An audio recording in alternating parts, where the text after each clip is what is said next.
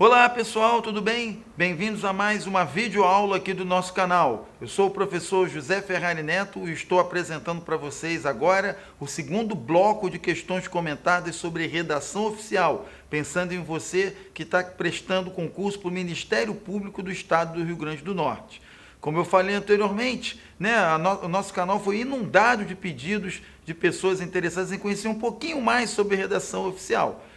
Então, a nossa maneira de ajudar vocês aí é fazer esse comentário de questões, dando a dica ali, já que a data da prova está bem pertinho, né? Então, vocês estão ali na fase de intensificação dos estudos, ok? Então, olho na telinha e vamos ver mais uma vez como é que redação oficial pode cair nesse concurso, certo? Vamos começar com a questão de número 1. A questão de número 1 diz: a prefeitura de um município decidiu contratar uma universidade para elaborar o plano diretor da cidade, em função de sua experiência no assunto e da elevada competência de seu quadro docente na área de arquitetura, urbanismo e engenharia. O documento adequado para encaminhar esse pedido, qual vai ser, pessoal? A gente comentou aqui anteriormente que uma das dicas de estudo sobre redação oficial é saber quais são os tipos de documento e quais são os seus respectivos usos, porque essa é a grande questão com a redação oficial. Ela é formada por um conjunto de gêneros textuais com finalidades específicas dentro da administração pública. Então, o concursando tem que conhecer quais são esses tipos de texto e quais são as suas funções. Bom, dentro da administração pública, quando eu quero entrar em contato com alguém de dentro ou de fora da minha instituição, o documento a ser usado é o ofício. Então, na questão número 1, a prefeitura, que é uma autarquia, quer entrar em contato com a universidade, que é uma outra autarquia. Comunicação entre diferentes órgãos, ou seja, uma comunicação externa, ela é feita via ofício. Então, o prefeito mandaria um ofício para o reitor da universidade, certo? Carta não tem essa finalidade, né? A carta ela tem propósitos específicos dentro dentro da redação oficial, né? Normalmente é para uma declaração em nível pessoal, certo? Já uma declaração oficial, ou seja, uma afirmação acerca de um determinado estado de coisas, né? Sobre um cargo que você está ocupando, sobre a carga horária dispensada, né? Sobre o montante de verbas aplicado, qualquer coisa que seja necessário você afirmar, você usa a declaração. E o aviso é uma comunicação interna, ok, na qual determinadas informações são transmitidas sob forma de advertência ou comunicado, ok? A advertência não no sentido punitivo, né, mas a advertência no sentido de avisar mesmo, de informar alguém sobre alguma coisa. Mas a comunicação entre órgãos distintos ou ainda entre seções de um mesmo órgão, quando ela é oficial, ela tem que ser feita via ofício, ok? Então, questão número 1, letra C. Questão número 2, agora está fazendo menção aí, certo? A ata, né? Enfim, a ata que é, como nós já vimos em outras questões, inclusive na nossa videoaula anterior, certo? As atas, elas são documentos oficiais utilizados no serviço público com o objetivo de se registrar oficialmente os assuntos tratados em uma reunião ou assembleia. No que se refere à elaboração desse tipo de documento, analise as afirmações a seguir. Então, as atas, elas são redigidas após a reunião? Verdadeiro. E ela coleta as impressões dos participantes? Não. Ok? A ata, ela não vai lá perguntar qual a opinião que tal participante teve. Ela vai registrar o que de fato aconteceu durante aquela reunião. Então, o item 1, ele está errado. O item 2 diz: as atas devem ter redação clara e precisa. Correto, e isso é válido não só para as atas, mas também para qualquer documento emitido no âmbito da administração pública, certo? Sendo que a clareza e a concisão são características da redação oficial. No 3, o secretário é responsável pela elaboração da ata. Em sua ausência, deve ser nomeado um secretário ad hoc. Correto. ok? Toda reunião é acompanhada do secretário e a sua função, dentre outras coisas, é elaborar a ata. Fora, quando o secretário, por alguma razão, não pode comparecer, nomeia-se um secretário ad hoc ou um secretário substituto. Por que não é qualquer pessoa que pode fazer a ata? Porque o registro da ata tem que ser feito por um terceiro, não diretamente envolvido, ok? Porque senão a fidedignidade, a confiabilidade das informações ali é perdida, certo? E no 4, nós vamos ter atas, são textos manuscritos elaborados e assinados durante a reunião, errado. Não são textos manuscritos, ok? E não são elaborados e assinados durante, mas sim depois da reunião, onde se lê a ata e, caso não haja nenhum questionamento, a ata é lavrada, ou seja, ela é assinada, ok? Então, a 4 ela é errada. Como a 2 e a 3 são verdadeiras, a resposta é o item D. Questão número 3 diz: memorandos são notas ou comunicações entre os departamentos de uma empresa. Em relação aos memorandos, é correto afirmar que eles são conhecidos como comunicado interno e ofício? Não. Ok? Comunicado interno não é um memorando, é um outro tipo de gênero textual da redação oficial, e ofício nós já vimos que ele é usado para comunicação interna e externa, ok? Mais de um caráter mais oficial. Então, a errada. Memorandos são utilizados para comunicação externa e interna? Não. O memorando é usado apenas na comunicação interna. São utilizados para comunicações rápidas? Sim. O memorando é a maneira mais simples e rápida de você transmitir informações entre departamentos de uma empresa ou de uma autarquia pública. Então, a resposta da 3, letra C. E eles são textos rápidos? Sim, memorandos normalmente são curtos, mas sem um padrão de formatação, não. Como tudo na redação oficial, na administração pública, existe também um padrão para a redação de memorandos. Então, a resposta aí tem C na questão 3. A questão número 4 diz aí, menção, mais uma vez, a questão do uso das formas de tratamento. No nosso vídeo anterior, eu disse para vocês que é uma dica estudar o uso correto dos pronomes de tratamento, das formas de tratamento, ok? Porque temos que saber qual pronome usar com determinado tipo de pessoa, ou seja, é o destinatário da mensagem que vai regular, determinar qual pronome de tratamento nós vamos usar. E também tem a questão sintática dos pronomes de tratamento, pessoal. O pronome de tratamento, ele é um pronome de segunda pessoa, porque ele indica a pessoa com quem a gente fala. Mas, na concordância, por uma questão de estilo, tudo tem que ficar na terceira pessoa. Ok? Então, repare, o pronome de tratamento é um pronome de segunda pessoa, mas que vai exigir verbo e adjuntos sempre flexionados na terceira pessoa.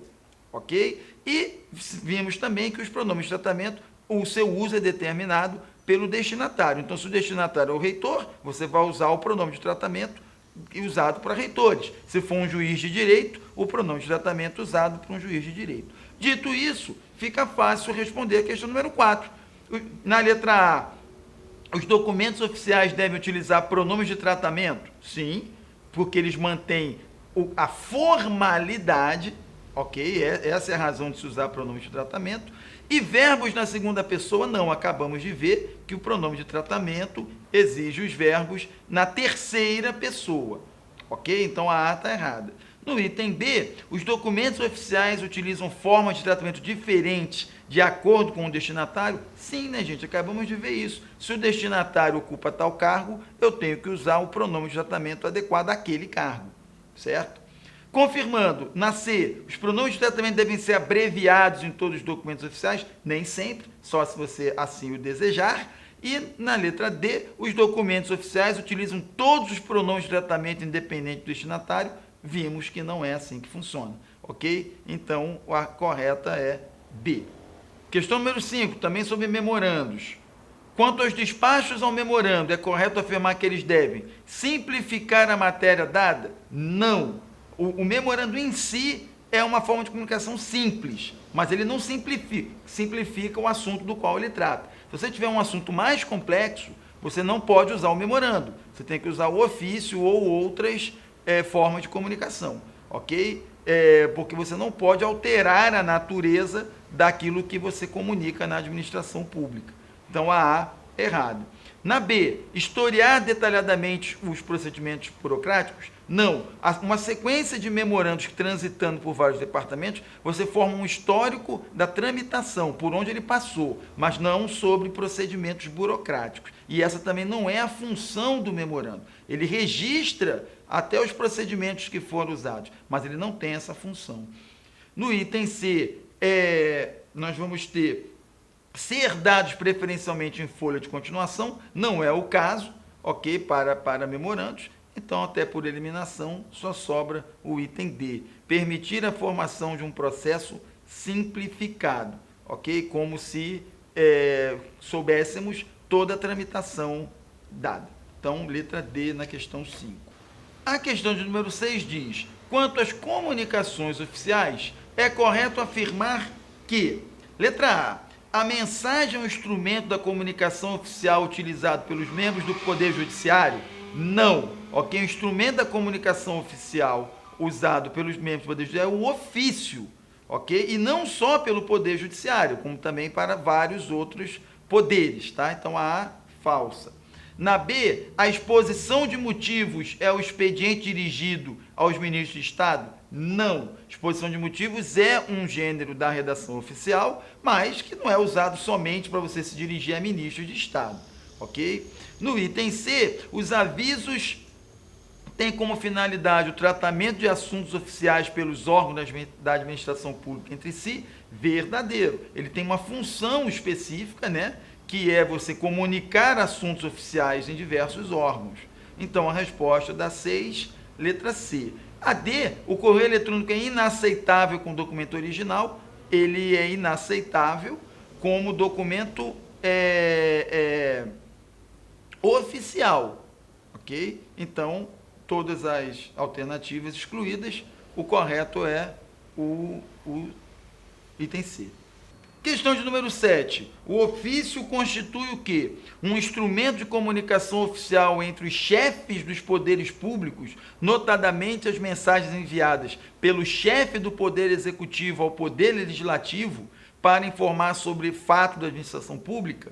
Ok? Não. Na verdade, o que acontece? Ele é um instrumento de comunicação oficial, mas não só para poderes públicos, do Executivo. Não, o ofício é um tipo de comunicação interna e externa entre empresas, órgãos, autarquias e departamentos. Ele não é restrito ao que o item A diz. O que o item A diz está correto, mas ele restringe o uso do ofício, que é uma comunicação mais ampla e geral. Então, a A está errada.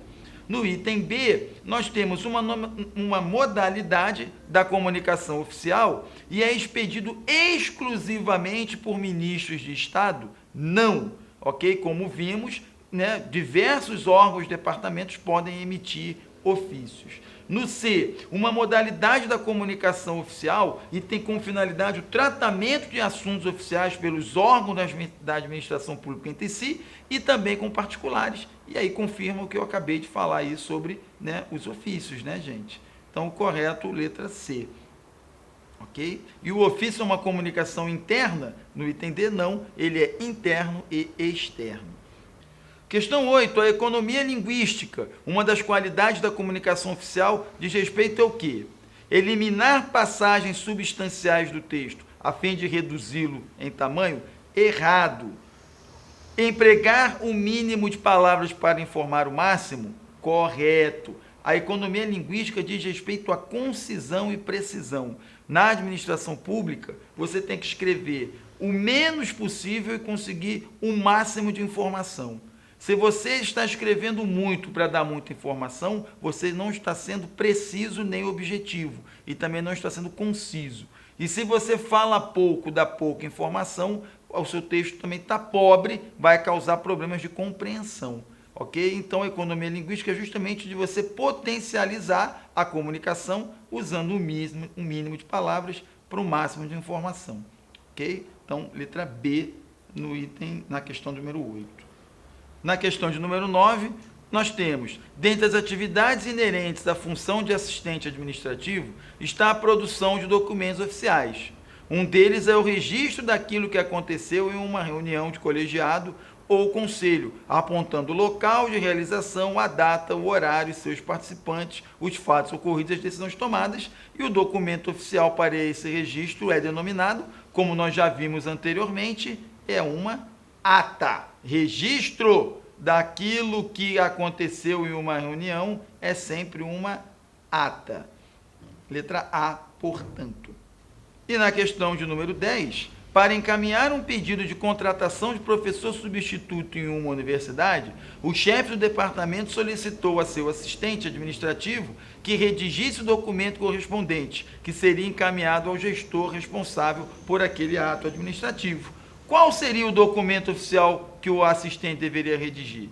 Seria um aviso comunicando a todos os órgãos que você está solicitando um assistente administrativo? Solicitando um professor substituto, perdão? Não. Seria o currículo, né, onde tem lá toda a sua formação acadêmica e profissional? Também não. Um ofício circular, que é um ofício que tem que passar por todos os órgãos? Não. Ok? Você vai mandar uma comunicação específica para um órgão específico, fazendo um processo simplificado, e isso só pode ser feito via memorando. Então, resposta da 10, letra D. E assim a gente encerra mais um bloco de 10 questões sobre redação oficial. Fico aqui registrando as nossas dicas, pessoal. Nesse tópico, procurem estudar os tipos de texto que ocorrem na administração pública, as suas características fundamentais e os seus usos, para que cada um desses textos serve. Estude também a questão dos pronomes de tratamento, quais eles são, a quem eles se destinam e qual é a sintaxe envolvida. Lembre que eles são pronomes de segunda pessoa, mas que exigem verbos e adjuntos sempre na terceira pessoa. Essas são as nossas principais dicas para a redação oficial. No mais, procure praticar e se concentrar para fazer uma boa prova. Nós temos certeza que os conteúdos que passamos aqui para vocês estão bem consolidados e você só precisa agora praticar um pouquinho para que isso fique ainda mais retido na sua memória. Ok? Se você gostou dessa videoaula, você já sabe o que tem de fazer. Não deixe de curtir e compartilhar com seus amigos e caso reste alguma dúvida, não hesite em entrar em contato conosco. Teremos um prazer enorme em responder as suas dúvidas e questões, ok? A gente espera vocês nas nossas próximas videoaulas, certo? Um abraço para vocês e até lá.